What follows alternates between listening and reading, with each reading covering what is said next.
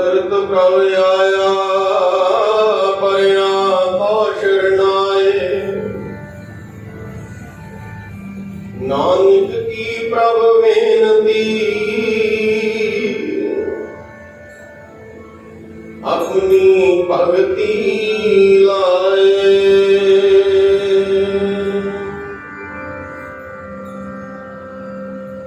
जिंदे पारस बन गेगी पाला तू राम नाम दा कहना। जिंदे पारस बन गेगी पाला राम नाम दा कहना।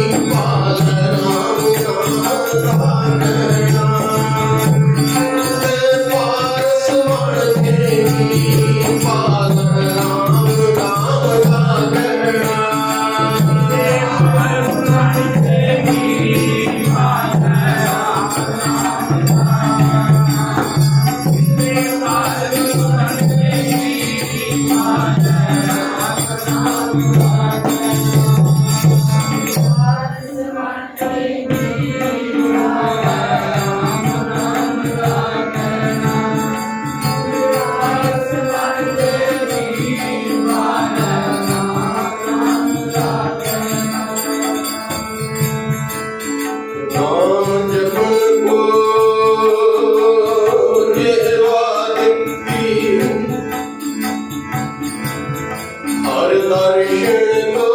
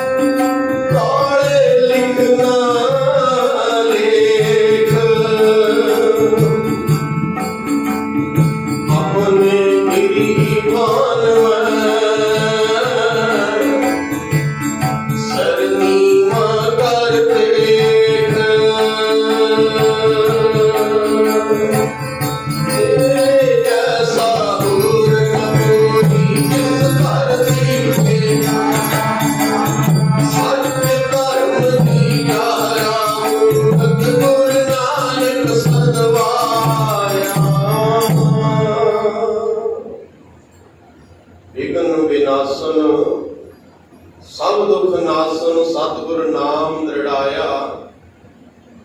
ਹੋਏ ਪਾਪ ਭਏ ਸਭ ਪਾਵਨ ਜਨ ਨਾਨਕ ਸੁਖ ਘਰ ਆਇਆ। ਵੱਡੇ ਭਾਗ ਨੇ ਆਪ ਸੰਗਤਾਂ ਦੇ ਜੋ ਮੇਰੇ ਪਿਆਰੇ ਬਾਬਾ ਜੀ ਦੀ ਬਖਸ਼ੀ ਹੋਈ ਸਮੱਤ ਦੇ ਅਨੁਸਾਰ ਹਰੇਕ ਐਤਵਾਰ ਸਹਿਜ ਪਾਠਾਂ ਦੀ ਸਮਾਪਤੀ ਤੋਂ ਉਪਰੰਤ ਇਹ ਕੀਰਤਨ ਦਰਬਾਰ ਸਜਦੇ ਨੇ,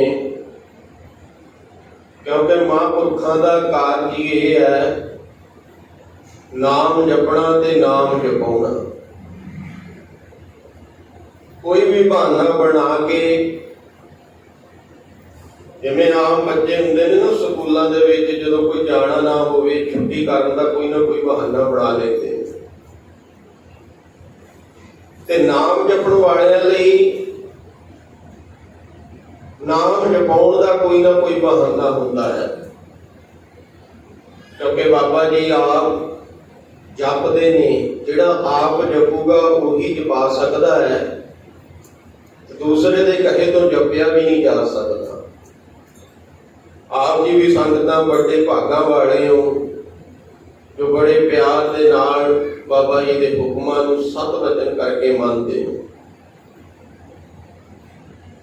ਜਿਵੇਂ ਇੱਕ ਵਾਰ ਬਾਬਾ ਜੀ ਨੇ ਵਚਨ ਕਰਿਆ ਸੀ, ਕਹਿੰਦੇ ਭਾਈ ਜਿਵੇਂ ਹੁਣ ਆਪਣੇ ਕੁੰਭ ਦਾ ਜਲ ਹੈ, ਇੱਥੋਂ ਸੰਗਤਾਂ ਲੈ ਕੇ ਜਾਂਦੀਆਂ ਨੇ,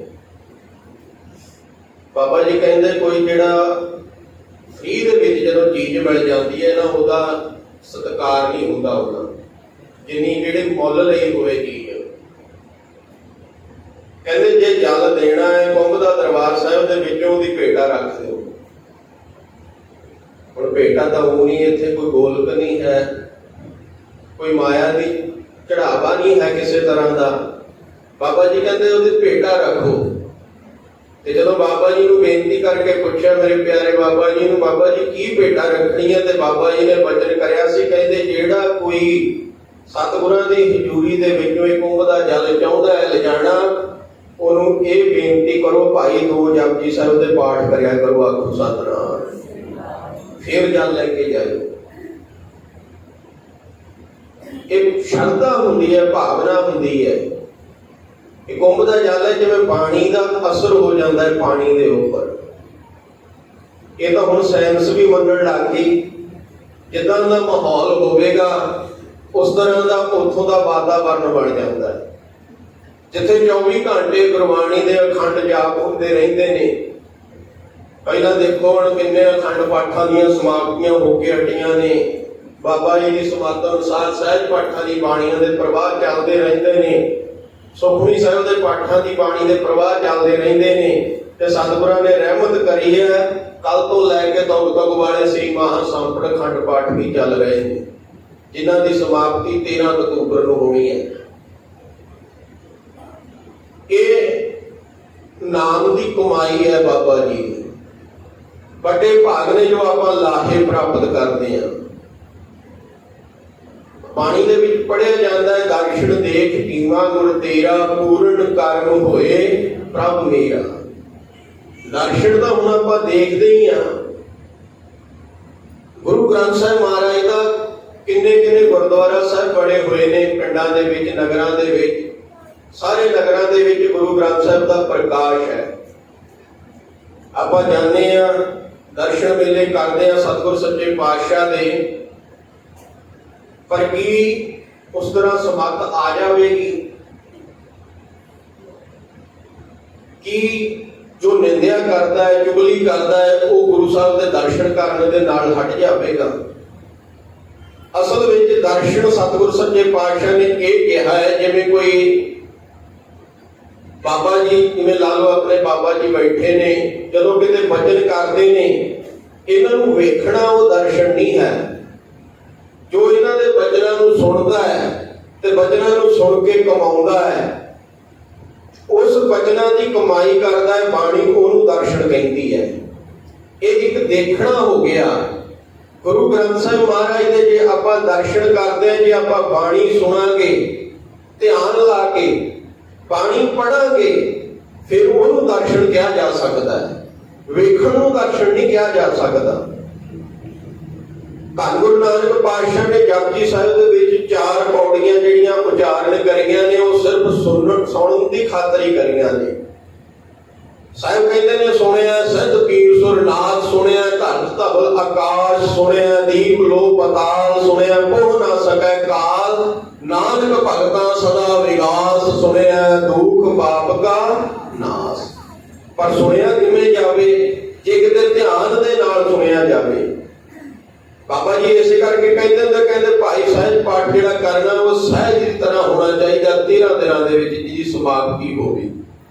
ਤੇ ਸੰਗਤਾਂ ਨੂੰ ਵੀ ਇਹੀ ਜ਼ਿਆਦਾਤਰ ਬੇਨਤੀ ਹੁੰਦੀ ਹੈ, ਬਈ ਭਾਈ ਆਪ ਨਿਤਨੇਮ ਕਰੋ, ਆਪ ਸਹਿਜ ਪਾਠ ਕਰੋ, ਜਿੰਨੀ ਬਾਣੀ ਪੜ੍ਹ ਸਕਦੇ ਹੋ ਧਿਆਨ ਦੇ ਨਾਲ ਪੜ੍ਹੋ। ਤੇ ਜਿਨ੍ਹਾਂ ਨੇ ਧਿਆਨ ਦੇ ਨਾਲ ਪੜ੍ਹੀ ਹੈ, ਜਿਨ੍ਹਾਂ ਦੇ ਆਪਣੇ ਗਾਉਣ ਦੀ ਆਵਾਜ਼ ਨੂੰ ਸੁਣ ਲਿਆ ਹੈ, ਤੇ ਉਹਨਾਂ ਦੀ ਮਹਿਮਾ ਫਿਰ ਗਾਈ ਨਹੀਂ ਜਾ ਸਕਦੀ। ਉਹਨਾਂ ਦਾ ਕੋਈ ਅੰਤ ਨਹੀਂ ਪਾਇਆ ਜਾ ਸਕਦਾ, ਕਿਉਂਕਿ ਜਦੋਂ ਗਾਉਂਦਿਆਂ ਗਾਉਂਦਿਆਂ ਸੁਣਨ ਲੱਗ ਜਾਵੇ ਸੁਰਤ, ਫਿਰ ਉਹ ਇੱਕ ਬ੍ਰਹਮ ਗਿਆਨ ਦੇ ਵਿੱਚ ਲੀਨ ਹੋ ਜਾਂਦੇ ਨੇ। ਇਹ ਮਹਾਂਪੁਰਖਾਂ ਦੀ ਅਵਸਥਾ ਹੁੰਦੀ ਹੈ। ਆਪਣੇ ਵੱਡੇ ਭਾਗ ਨੇ ਜੋ ਐਸੇ ਬ੍ਰਹਮ ਗਿਆਨੀ ਸਤਿਪੁਰਸ਼ਾਂ ਦੀ ਸੰਗਤ ਦੇ ਵਿੱਚ ਬੈਠੇ ਆ, ਇਹਨਾਂ ਦੀ ਤਾਂ ਕੀ ਮਹਿਮਾ ਗਨੀ ਨਾ ਆਵੇ, ਕਿਨਕਾ ਏਕ ਜਿਸ ਜੀ ਵਸਾਵੇ, ਉਹਨਾਂ ਦੀ ਮਹਿਮਾ ਗਾਈ ਨਹੀਂ ਜਾ ਸਕਦੀ, ਕਹਿਣ ਕਥਨ ਤੋਂ ਪਰੇ ਹੈ। ਇਸ ਕਰਕੇ ਸੁਣਨਾ ਹੈ ਨਾ, ਜਦੋਂ ਗੁਰੂ ਸਾਹਿਬ ਦਾ ਵੀ ਹੁਕਮਨਾਮਾ ਆਵੇ ਜਾਂ ਕਿਤੇ ਪਾਠ ਬਾਣੀ ਦਾ ਪਾਠ ਚੱਲਦਾ ਹੋਵੇ, ਇੰਨੇ ਧਿਆਨ ਦੇ ਨਾਲ, ਸੁਰਤੀ ਦੇ ਨਾਲ, ਇਕਾਗਰਤਾ ਦੇ ਨਾਲ ਸੁਣਨਾ ਚਾਹੀਦਾ ਹੈ। ਜਿੱਥੇ ਆਪਾਂ ਤਨ ਕਰਕੇ ਬੈਠੇ ਹਾਂ, ਉੱਥੇ ਮਨ ਕਰਕੇ ਵੀ ਬੈਠੇ ਹੋਈਏ। ਜੇ ਹੁਣ ਤਨ ਕਰਕੇ ਤਾਂ ਇੱਥੇ ਹਾਜ਼ਰ ਹਾਂ ਤੇ ਮਨ ਕਰਕੇ ਆਪਣਾ ਸੁਰਤੀ ਆਪਣੀ ਘਰੇ ਹੋਵੇ, ਫਿਰ ਉਹ ਗੱਲ ਨਹੀਂ ਬਣਦੀ।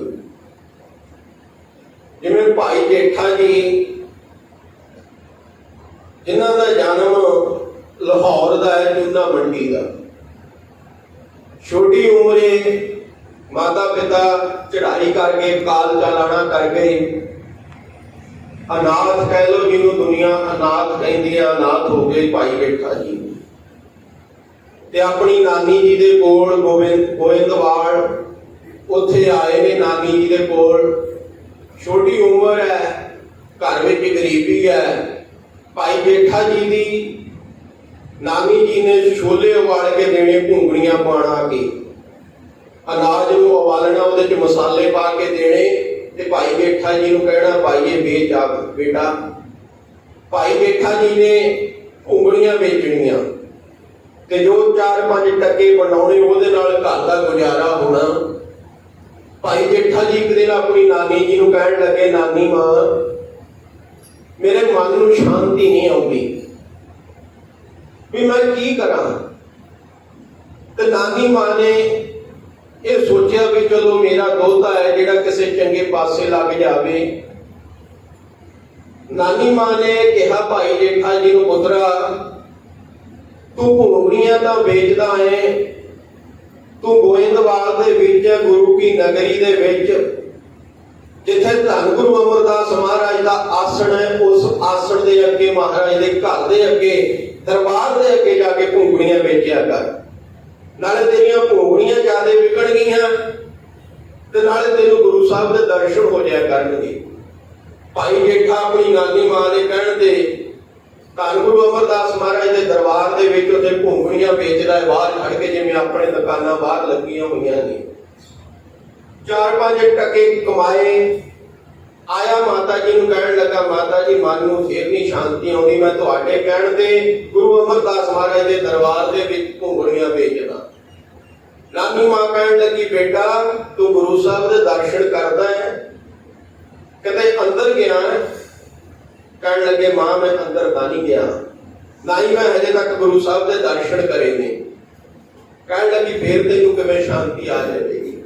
थोड़ा लखा दुनिया सड़क के उपर तुरी जाती है, ते जेड़ा अंदर रहेगा उन्होंने ही पता है कि महापुरख की ने, की इस घर दे विच कारज चल रहे ने, ते लंघण वाले लखा सड़क चलती है, दुनिया लंघ जाती है।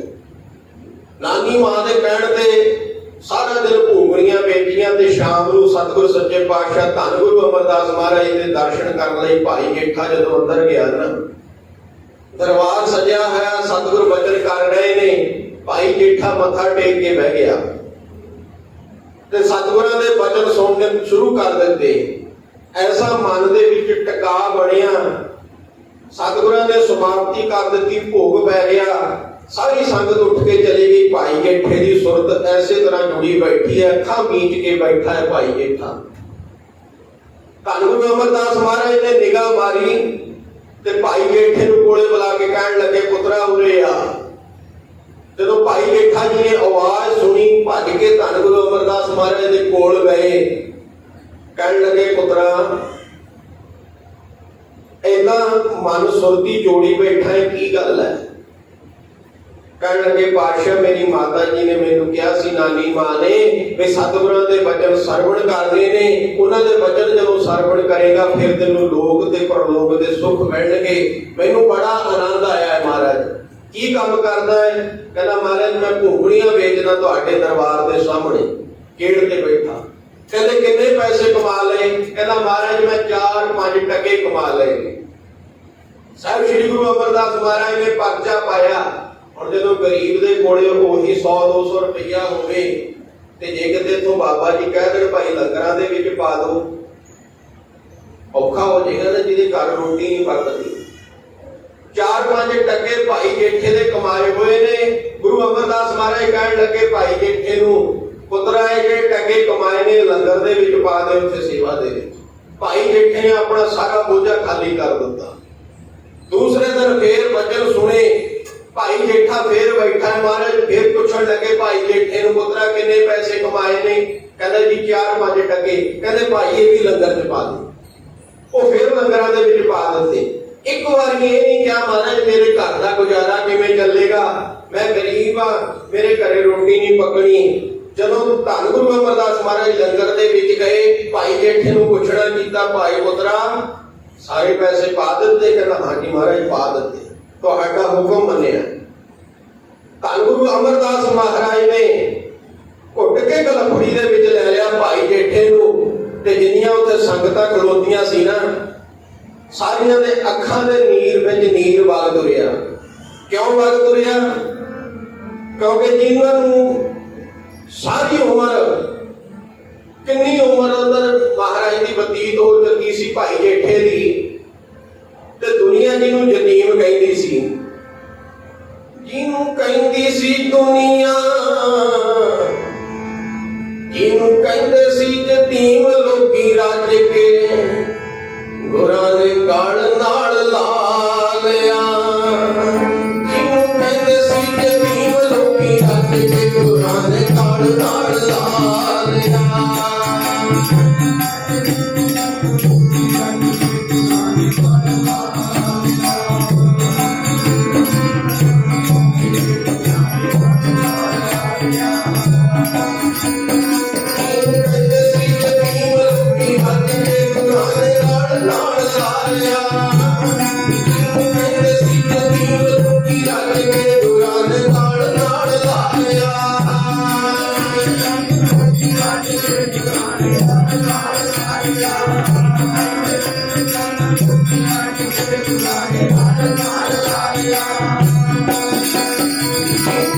See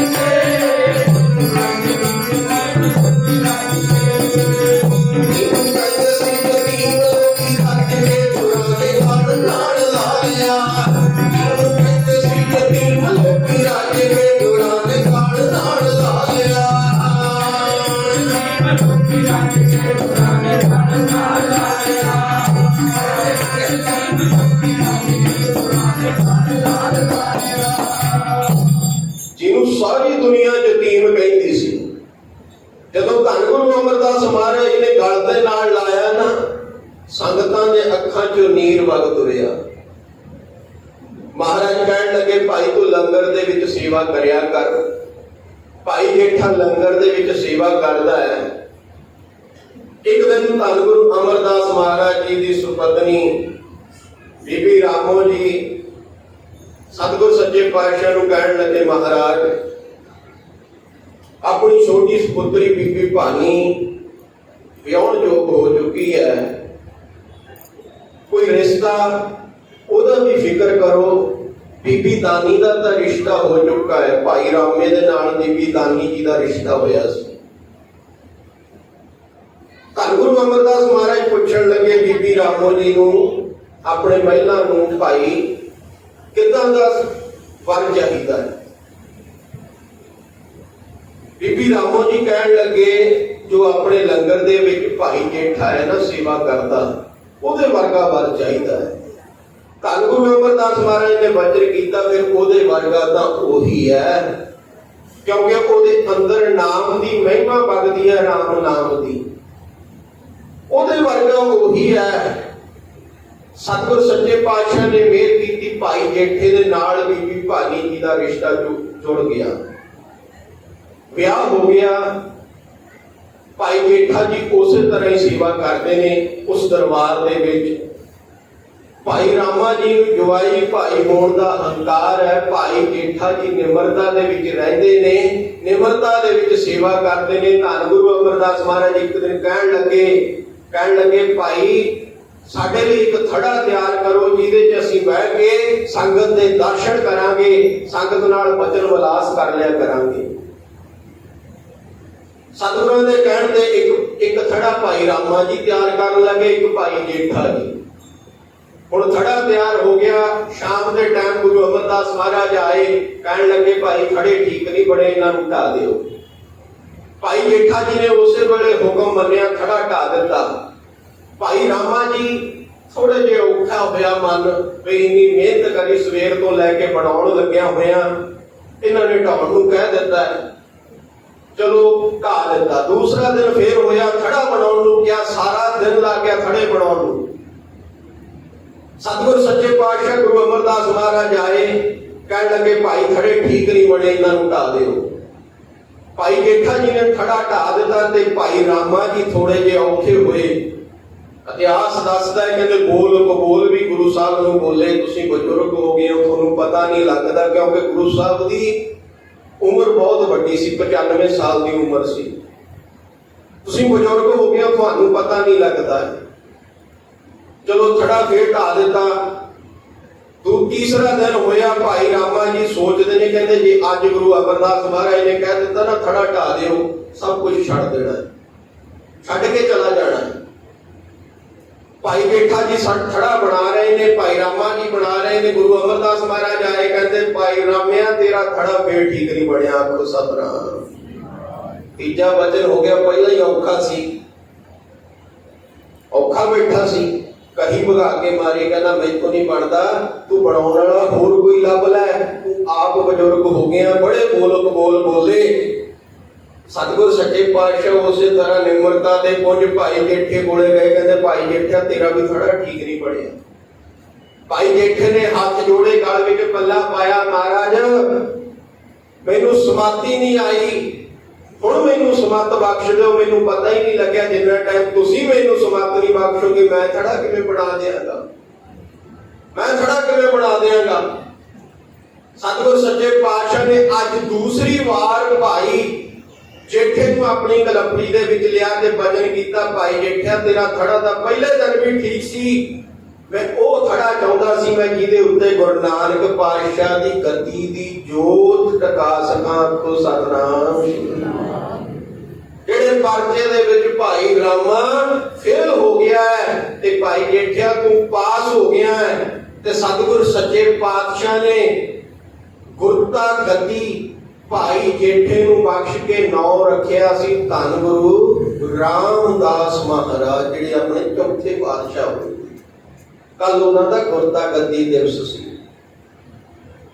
गुरता गद्दी दिवस सी। धन गुरु रामदास महाराज नौ लखिया धन गुरु अमरदास महाराज ने एडी निमरता दे नाल ते भावना दे नाल भाई सेवा करी है। जे गुरु घर दे विच आ गए सेवा जिवें पहला बाबा जी वचन कर दिंदे, कहंदे भाई कल्ले वेखण दे नाल नहीं, मैं बेनती पहला करी है ना भी दर्शन हुंदे ਉਹਦਾ ਜੇ ਸੋਚਿਆ ਜਾਵੇ ਬਾਬਾ ਪਿਰਥੀ ਚੰਦ ਹੋਇਆ ਜਿਹੜਾ ਗੁਰੂ ਅਮਰਦਾਸ ਮਹਾਰਾਜ ਦਾ ਦੋਤਾ, ਗੁਰੂ ਰਾਮਦਾਸ ਮਹਾਰਾਜ ਦਾ ਪੁੱਤਰ, ਗੁਰੂ ਅਰਜਨ ਦੇਵ ਮਹਾਰਾਜ ਦਾ ਭਾਈ ਤੇ ਛੇਵੇਂ ਪਾਤਸ਼ਾਹ ਸਾਹਿਬ ਸ੍ਰੀ ਗੁਰੂ ਰਾਮਦਾਸ ਦਾ ਗੁਰੂ ਹਰਗੋਬਿੰਦ ਸਾਹਿਬ ਮਹਾਰਾਜ ਦਾ ਤਾਇਆ ਸੀ। ਗੁਰੂ ਨਾਨਕ ਦੇ ਘਰ ਵਿੱਚ ਜਨਮ ਹੋਇਆ ਹੈ। गुरु अमरदास महाराज का दोता, गुरु रामदास महाराज का पुत्र, गुरु अर्जन देव महाराज का भाई, गुरु हरगोबिंद साहब महाराज का ताया। पर जिन्नी ईर्खा उहदे मन विच गुरु अर्जन देव प्रति सी ना, उन्नी किसी दे कोल भी नहीं सी। जदों किते शहीदी दे कारण धन गुरु अर्जन देव महाराज दे गिणे जाते ने, एक कारण सके भरा बाबे पिरथी चंद भी विच आउंदा है, जिहड़ा मेन कारण सी बाबा पिरथी चंद।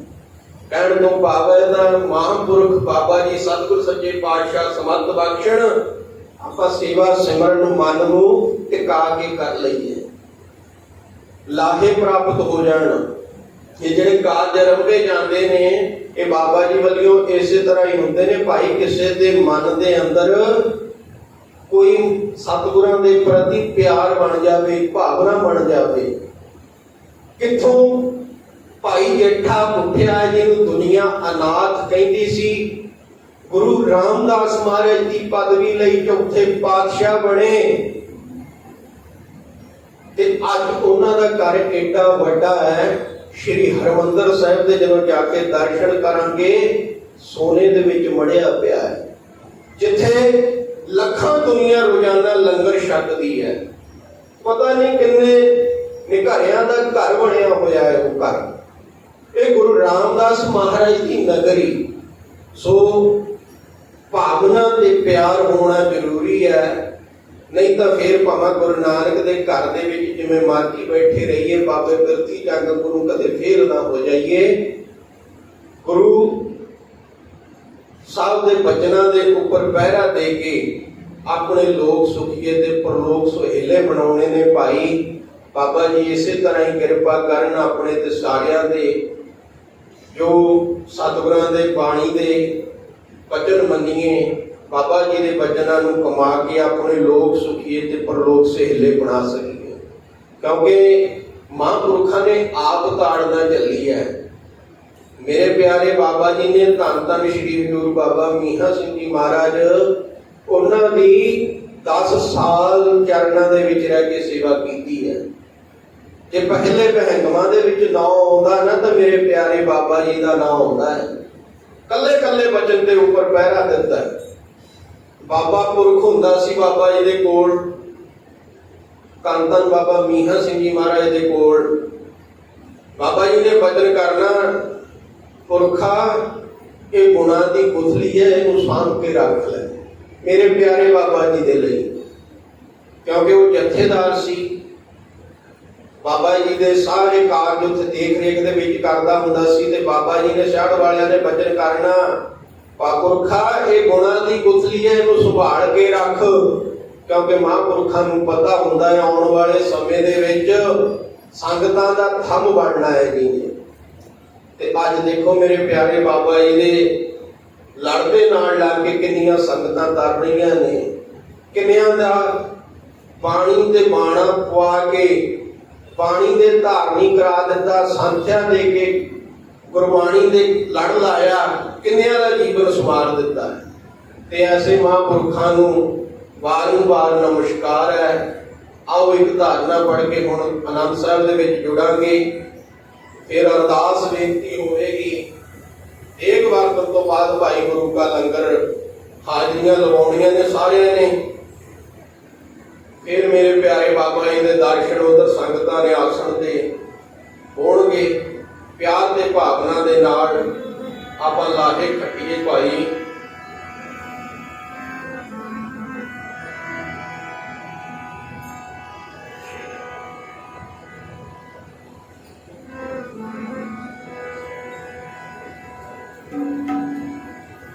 ਤੇਰੇ ਨਾਮ ਦੇ ਸਹਾਰੇ ਪਾਰ ਲੰਘਣਾ, ਬੇੜਾ ਮੇਰੀ ਜ਼ਿੰਦੜੀ ਦਾ। ਤੇਰੇ ਨਾਮ ਦੇ ਸਹਾਰੇ ਪਾਰ ਲੰਘਣਾ, ਬੇੜਾ ਮੇਰੀ ਜ਼ਿੰਦੜੀ ਦਾ।